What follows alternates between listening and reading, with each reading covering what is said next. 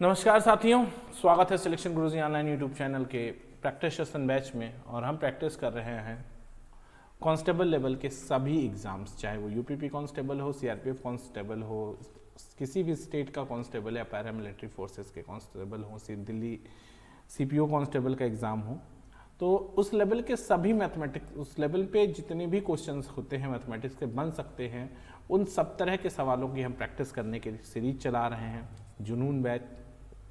और इस practice session में हम आज शुरुआत कर रहे हैं कुछ ऐसे महत्वपूर्ण सवालों का जिससे कि प्रैक्टिस आपको कांस्टेबल के एग्ज़ाम में बहुत ज़्यादा फ़ायदा पहुंचाएगी। रोज़ की तरह स्टार्ट करते हैं अपना वीडियो एक मोटिवेशनल कोट के साथ कि खोल दे पंख मेरा कहता है परिंदा, खोल दे पंख मेरा कहता है परिंदा, अभी और उड़ान बाकी है, ज़मीन नहीं है मंजिल मेरी, ज़मीन नहीं है मंजिल मेरी, अभी पूरा आसमान बाकी है। आपके ख्वाब जो खुली आंखों से आप देखते हैं ना, उसे पूरा होने के लिए आपकी मेहनत, आपकी जुनून और अपनी उड़ान को ऊंचा करने का जो लेवल है उसको आपको बहुत बढ़ाने की ज़रूरत है।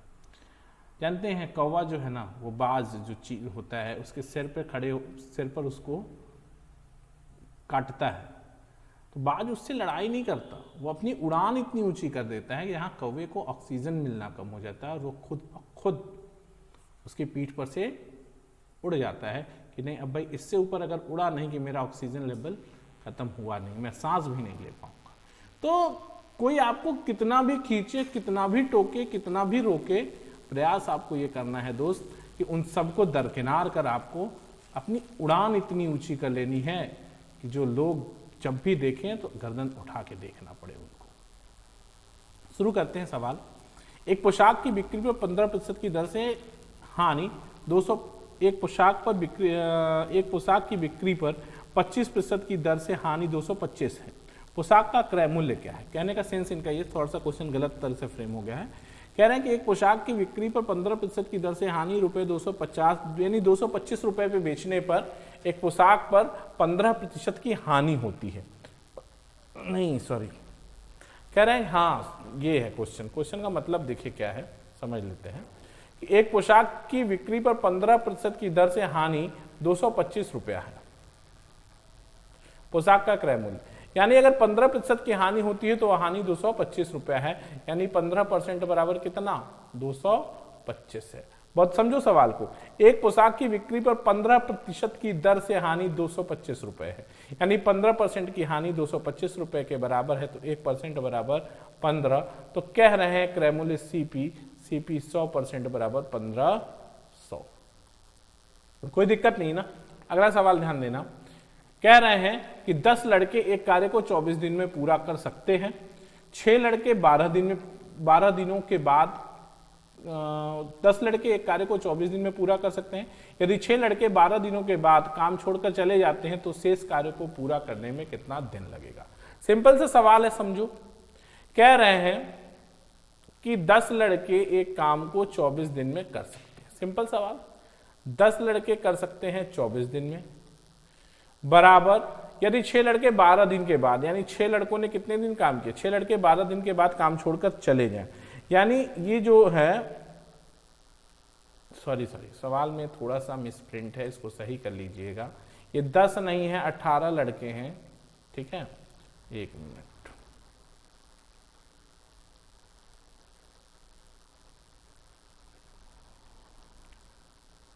सवाल ये है कि 18 लड़के एक कार्य को 24 दिन में पूरा कर सकते हैं। यदि 6 लड़के 12 दिन बाद काम छोड़कर चले जाएं तो शेष कार्य कितने दिन में पूरा होगा? इसको 18 बना लेंगे हम, इसको 18 बना लेंगे, ठीक है। अब बस सिंपल हो गया, मामला सिंपल हो गया। देखो 18 लड़के 24 दिन में कर सकते हैं। ये 18 लड़कों ने 12 दिनों तक काम किया, फिर इसमें से 6 चले गए, तो बचे कितने? 12। कितने दिन में काम समाप्त होगा? खत्म सवाल। 18 गुणित 12 बराबर 12D, घटा देंगे तो 12 12 से खत्म हो गया और D बराबर हो गया 18 दिन। आसान सवाल है ना, कोई दिक्कत ही नहीं है, ऐसा सवाल का कोई प्रॉब्लम ही नहीं है ऐसे सवाल में। अगला सवाल है, कोई व्यापारी अपनी वस्तुओं के मूल्य उसके क्रय मूल्य से 20% अधिक अंकित करता है। कोई व्यापारी अपनी वस्तुओं के मूल्य उसके क्रय मूल्य से 20% अधिक अंकित करता है, परंतु अंकित मूल्य पर कोई बट्टा देता है जिससे उसे 10% का लाभ होता है। दिए गए बट्टे की दर क्या है? सिंपल सवाल समझो यार, बहुत सिंपल सवाल है। क्या सवाल है? सीपी है। क्या सवाल है? ये देखो सीपी कह रहे हैं यदि कोई व्यापारी अपनी वस्तुओं के मूल्य उनके क्रय मूल्य से 20% अधिक अंकित करता है, 100 रुपए ये हो गया, अंकित मूल्य 20% यानी 120% हो गया। बेच रहा है तो उसे 10% लाभ हो रहा है, यानी सीपी पे 10% का लाभ हो गया, यानी विक्रय मूल्य 110 हो गया। तो छूट प्रतिशत पूछ रहा है, छूट प्रतिशत क्या होगा? तो देखो क्या होगा छूट प्रतिशत। छूट प्रतिशत बराबर होता है छूट बटा अंकित मूल्य गुणित 100, यही होता है ना। यदि ये बराबर हो जाएगा, 120 का सामान 110 में दिया तो छूट 10 बटा 120 गुणित 100, 0 0 से खत्म, 12 बट्ठा 96 सही, 4 सही 12, यानी 8 सही 1/3%। ये आपका डी ऑप्शन हो जाएगा, 8 सही 1/3%। यहां तक कोई तकलीफ नहीं है ना। अगला सवाल ध्यान दीजिएगा, कोई दिक्कत नहीं है ना इस सवाल में भाई। 100 रुपए का सामान था, 20 रुपए ज्यादा अंकित किया तो 120, और 10% के प्रॉफिट पे बेचा तो 100 रुपए का ही सामान खरीदा है तो 110 रुपए में बेचा।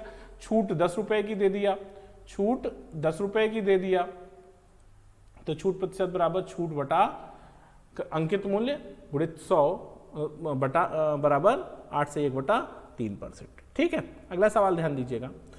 30 सेंटीमीटर त्रिज्या वाले और 42 सेंटीमीटर ऊंचाई वाले एक बेलनाकार बर्तन पानी से भरा है।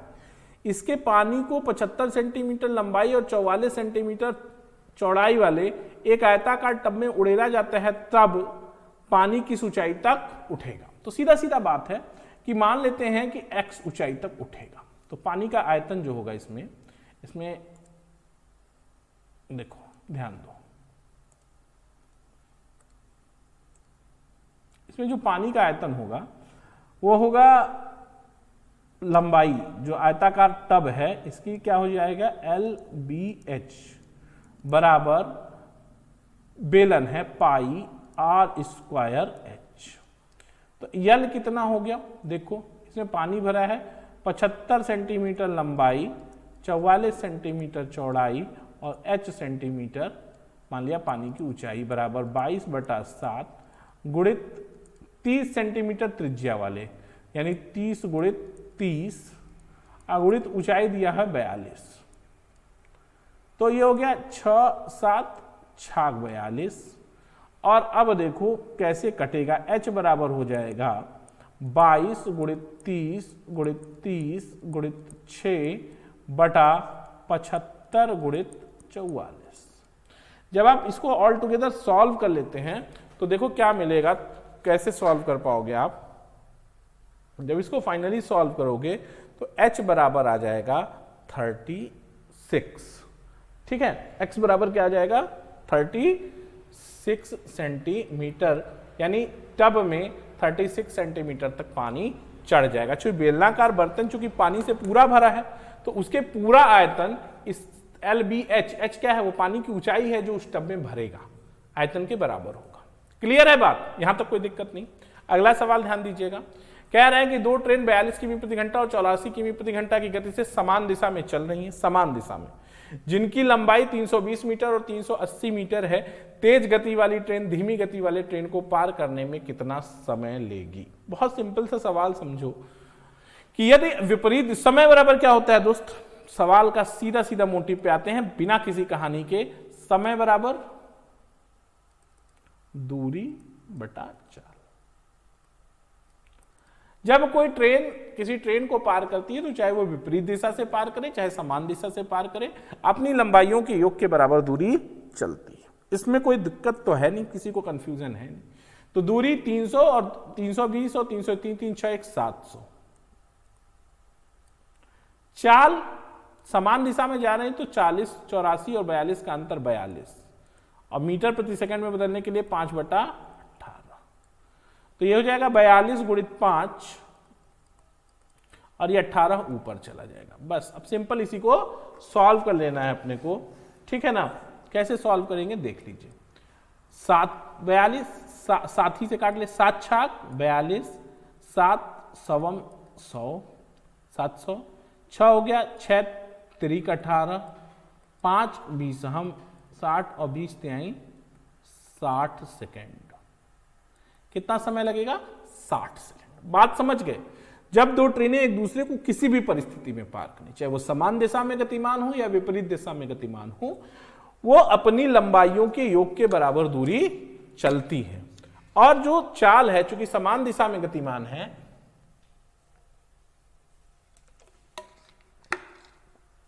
तो जो चाल है वो चाल क्या होगी? चालों का अंतर निकाल लेंगे 42 और 42 किमी प्रति घंटा। ये इस तरह से सॉल्व कर लेंगे आप तो ये 60 सेकंड में मिल जाएगा। अगला सवाल ध्यान दीजिए। 5 कक्षाओं 1 से 5 तक में छात्रों की औसत संख्या 29, ठीक है, औसत संख्या 29, और 3 से 5 तक की औसत संख्या 30 है, तो 2 और 4 के में कुल छात्रों की संख्या ज्ञात कीजिए। सिंपल सवाल है, ध्यान देती है। कह रहे हैं कि 1 से 5 तक औसत 29 है, तो 1 से 5 तक कुल संख्या कितनी हो गई? 29 गुणित 5 बराबर 145, 3 × 5 = 15 होता है, 145 हो गया। कह रहे हैं 3 से 5, 3 5 कितनी कक्षा हो गई? 3 से 5 तक 3 और 5 यानी कितना है? ये 30 है, तो 30 दूनी 60 हो गया। और 2 और 4 में क्या है? तो 2 और 4 की कुल संख्या 1 से 5 तक दिया है, फिर 3 और 5 नहीं, 1 3 5 कक्षा 1 भी है यहाँ, ध्यान देना ये मिसप्रिंट है। 1 3 5 तो यहाँ 3 होगा, तो ये कितना हो जाएगा? 90। तो पूछ रहे हैं आपसे कि 2 और 4, 1 3 5 1 5, अच्छा, तो 2 और 4 में कुल संख्या ना, तो 2 और 4 में कुल संख्या क्या हो जाएगी? 145 में से 90 घटा देंगे तो 55 आ जाएगी। कितनी संख्या हो जाएगी? 55। यहां तक कोई दिक्कत नहीं ना, कर लेंगे, ठीक। अगला सवाल। 10 आदमी, 10 महिला और 10 बच्चे किसी काम को अगर क्रमशः 10 दिनों, 20 दिनों और 30 दिनों में पूरा करते हैं, तो उसी काम को पूरा करने में 5 आदमी, 5 महिला और 5 बच्चों को कितना समय लगेगा? ध्यान देना, सिंपल सवाल, समझते हैं। कह रहे हैं, क्या कह रहे हैं? 10 आदमी एक काम को 10 दिन में, 10 महिला उसी काम को 20 दिन में, और 10 बच्चे उसी काम को 30 दिन में पूरा करते हैं। एलसीएम 60, 6 3 2, 6 3 2, तो 6 3 9 2 11, यानी 60 बटा, यानी पूरा काम समाप्त होने में कितना दिन लग जाएगा? अगर सब मिल जाए तो 60/11 दिन। लेकिन कब? जब 10 आदमी प्लस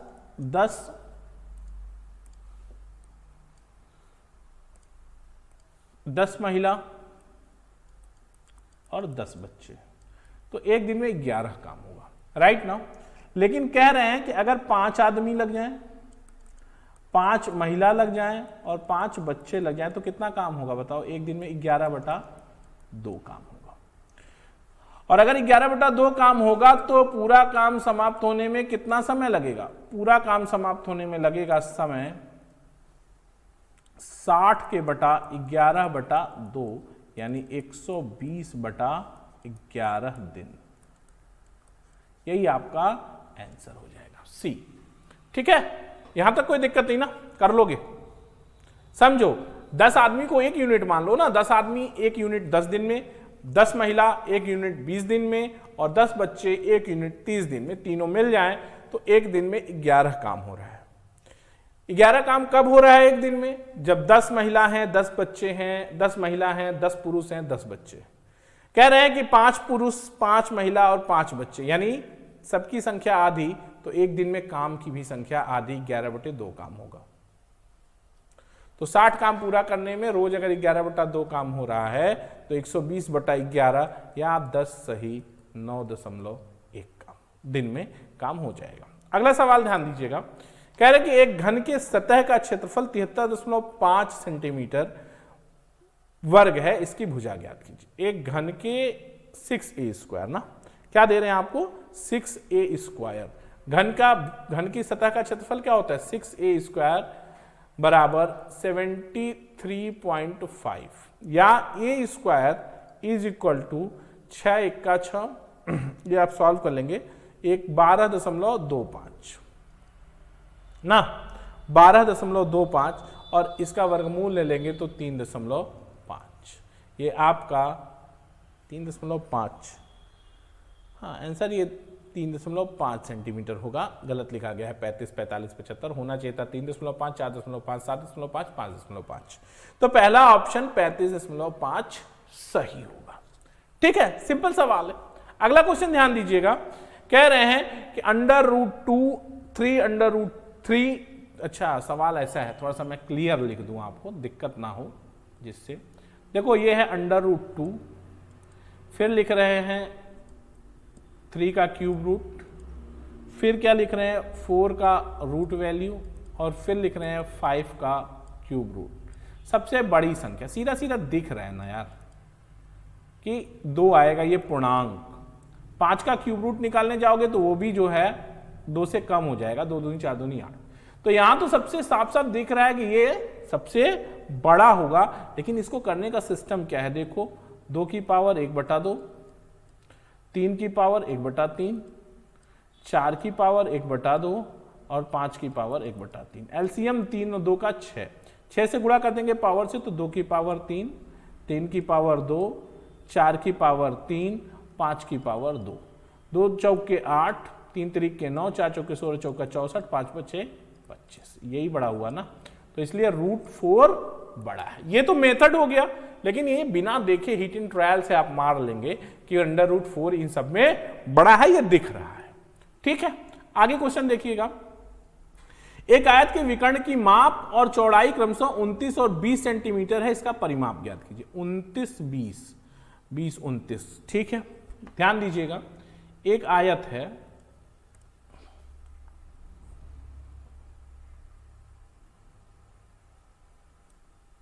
ठीक है, कह रहे हैं कि इस विकर्ण की माप 29 है, ठीक है,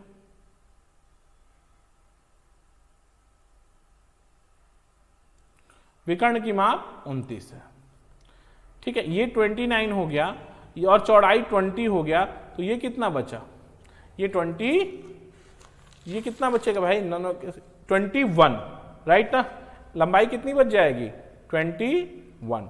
तो कह रहे हैं इसका परिमाप ज्ञात करो ना, तो इसका परिमाप कितना हो जाएगा भाई, ये तो विकर्ण है, ट्रिपलेट बन जाएगा ना, ये कर्ण 29, एक भुजा 20 तो तीसरी भुजा 21, ठीक, तो क्या हो जाएगा परिमाप बराबर होता है 2l + b बराबर 2, 21 + 20 बराबर 41 दूना 84, 41 दूना 82 सेंटीमीटर। यहां तक कोई तकलीफ नहीं है। अगला क्वेश्चन ध्यान दीजिएगा, बहुत आसान सवाल है कि 4 थैलों में से अंतिम 3 थैले का भार, देखो यहां खेलों नहीं होगा थैलों होगा, बना दे रहा हूं, थोड़ा गलत है। 4 थैलों में से अंतिम 3 थैले का भार 18 किग्रा तथा प्रथम 3 थैले का औसत भार, चलो ठीक है, 4 थैले हैं, प्रथम 3 a + b + c बराबर कितना, a + b + c बराबर 18 × 3 = 54, ठीक, और प्रथम 3 सॉरी अंतिम 3 यार, एक मिनट,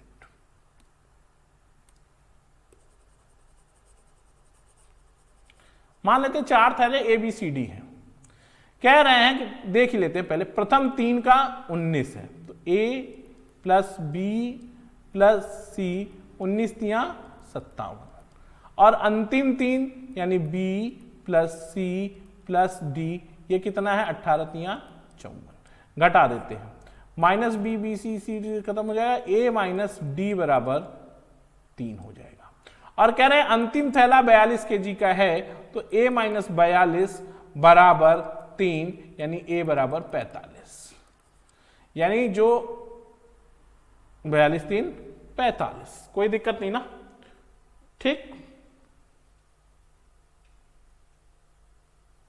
कितना है यार, यदि अंतिम थैले का भार 42 किग्रा है, ठीक है, तो 42 3 45, 21 3, ठीक है, यही होगा, ऑप्शन नहीं है, कोई दिक्कत नहीं है, लेकिन 45 kg ही होगा, ठीक है, ये आप ऑप्शन रख लो, ठीक। अगला क्वेश्चन ध्यान देना, नरेश ने अपनी साइकिल 20% के लाभ पर बेच दिया, अगर उसने इसे 1250 रुपए में बेचा होता तो 25% लाभ होता। उसने किस मूल्य पर साइकिल खरीदी थी? 1250 में बेचता तो 25% लाभ होता है, यानी सीधा सीधा मामला है कि 1250 बराबर 25% लाभ होता है, यानी 125%। 125% बराबर इतना, तो 1% बराबर 10, तो 100% बराबर 1000। ये कितना हो गया?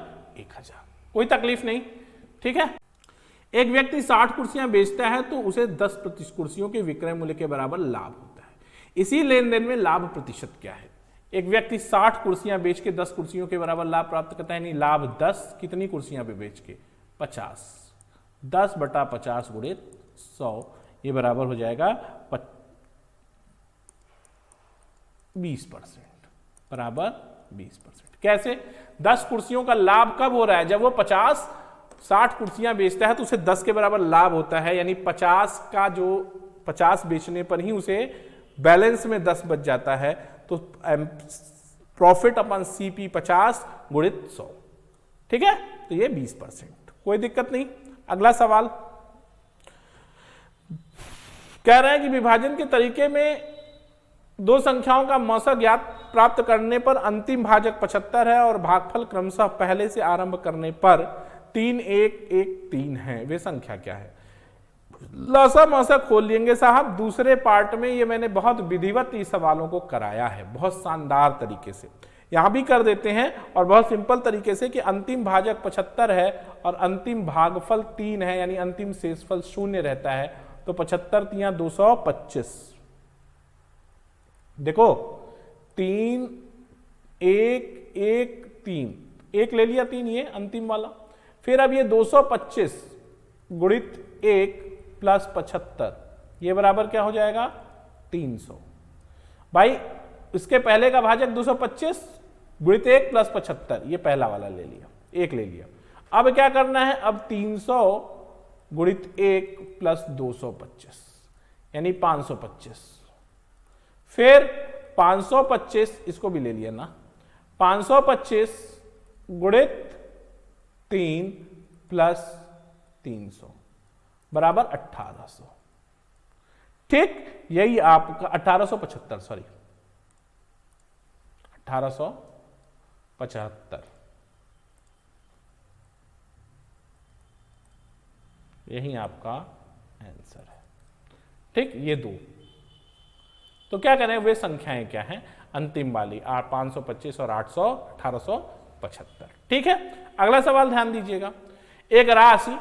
एक राशि साधारण ब्याज पर 25% की वार्षिक दर से 4 वर्ष में 8800 हो जाती है, तो राशि क्या है? एक धनराशि साधारण ब्याज पर 25% की वार्षिक दर से 4 वर्षों में 8800 हो जाती है, तो धनराशि क्या है? ठीक है, देखते हैं। अब समझो बच्चा, मान लेते हैं धनराशि 100 है, धनराशि 100 है, और अगर 25% की दर से निवेशित है तो पहले साल 25, ठीक, दूसरे साल 25, तीसरे साल 25, चौथे साल 25, यानी 100, यानी 100 मूलधन और 100 ब्याज, यानी 200, यानी दोगुनी हो जाती है, यानी 200%, यानी दोगुनी, यानी ये जो 8800 रुपया है ये अपने मूलधन का दोगुना हो चुका है, यानी मूलधन क्या रहा होगा? 4400। बात समझ आ रही है भाई? मूलधन अगर 100 है और 25% वार्षिक ब्याज की दर से आप ब्याज देंगे तो हर साल 25-25 ब्याज मिलेगा, 4 साल में 100 रुपया ब्याज हो गया, और 100 रुपया आपका मूलधन है, तो 200% हो गया ना। 200% का मतलब 2 गुना, यानी 100 रुपया कितना हो गया, 200 रुपया। तो वैसे ही 8800 रुपया कितना हो, 8800 रुपया हो गया, कितना था, 4400 था, तभी तो 2 गुना 8800 हो गया। ठीक है, अगला सवाल ध्यान दीजिएगा। कह रहे हैं कि दो संख्याओं का अनुपात 5/4 है, दोनों संख्याओं का योग 180 है, तो दोनों संख्याओं में छोटी कौन सी है। तो दोनों संख्याओं में से छोटी संख्या कौन है। तो 5 4 9, अनुपातिक योग 9 बराबर 180, तो 1 बराबर 9 दूनी 18, 20 छोटी पूछ रहे हैं तो 4 बराबर 20 चौका 80। खत्म सवाल। ठीक है ना। अगला सवाल ध्यान दीजिएगा। कह रहे हैं कि ए किसी काम को 4 दिन में पूरा कर सकता है। ए ही कार्य क्षमता बी की कार्य क्षमता से 50% अधिक है। ए की कार्य क्षमता बी की कार्य क्षमता से 50% अधिक है, ध्यान देना।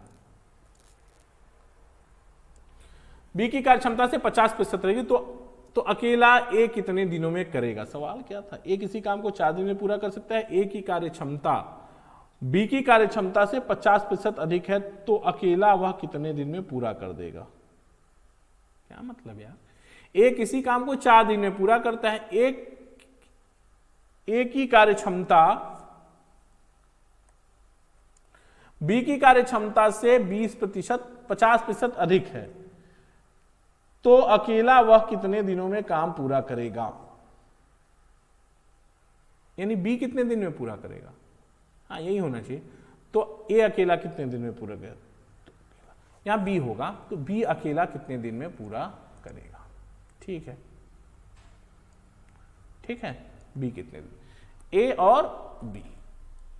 50% अधिक होने का मतलब अगर बी कोई काम 2 दिन में करता है तो ए उसे 3 दिन, सॉरी बी अगर कोई काम, सॉरी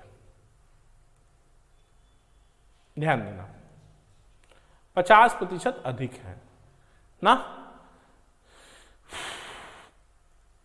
ए की कार्य क्षमता बी से 50% अधिक है, बी से 50%, यानी ए अगर कोई एक काम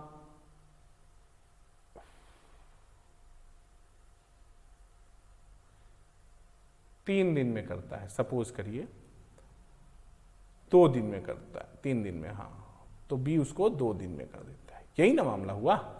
ठीक है, यही कार्य क्षमता का मतलब हुआ। अधिक है कार्य क्षमता बी की कार्य क्षमता ए से 50% अधिक है, यानी ये इसको 3 दिन में करता है तो ये इसको 1 दिन में कर देगा। ठीक, तो कह रहे हैं ये क्या हो गया, क्षमता, तो दिन, ये दिन का अनुपात है, सॉरी,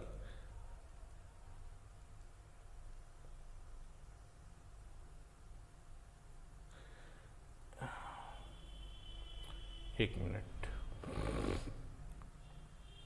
काफी देर से काम करते करते एकदम दिमाग थक गया। कह रहे हैं, सवाल समझिएगा, ए किसी कार्य को 4 दिन में पूरा करता है, ए की कार्य क्षमता बी से 50% अधिक है, तो बी अकेला इस काम को कितने दिन में पूरा करेगा। सिंपल सवाल है यार, 6 दिन में पूरा करेगा।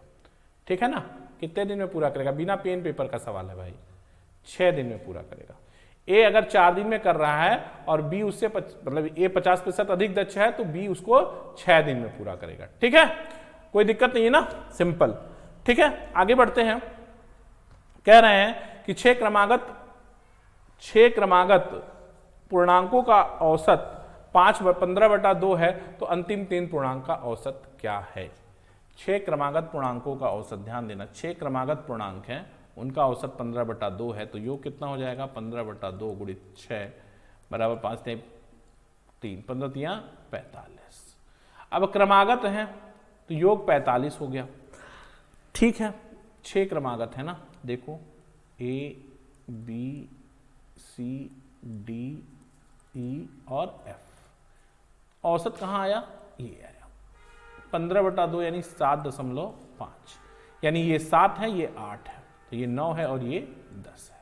तो 10 8 18, 18 9, 10 8 18, 18 9 27/3, तो अंतिम 3 पूर्णांकों का औसत 9।